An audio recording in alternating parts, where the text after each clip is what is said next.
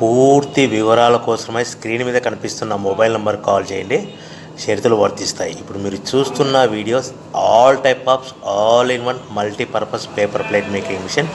ఈ మిషన్లో మనము 13 ఇంచుల బఫే ప్లేట్ కానీ 14 ఇంచుల బఫే ప్లేట్ కానీ ఎక్స్ట్రా డై కొనుక్కొని చేసుకోవచ్చు. అదేవిధంగా ఈ మిషన్లో స్నాక్స్ ప్లేట్స్, రింకిల్ ప్లేట్స్ అంటే 6 ఇంచులు, 7 ఇంచులు, 8 ఇంచులు, 9 ఇంచులు టిఫిన్ ప్లేట్స్, స్నాక్స్ ప్లేట్స్ కూడా ఎక్స్ట్రా డైలు కొనుక్కొని చేసుకోవాల్సిందిగా తెలియజేస్తున్నాను.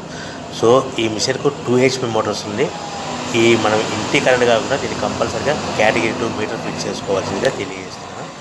సో మనము ఈ మిషన్లో బేరింగ్ డైల్ అంటే 13 ఇంచులు కానీ 14 ఇంచులు కానీ మనకు నచ్చిన డైలీ ఎక్స్ట్రా డై కొనుక్కొని బఫే ప్లేట్ తయారు చేసుకోవచ్చు. అట్ ద సేమ్ టైం చిన్న చిన్న కప్పులు కూడా తయారు చేసుకోవచ్చు.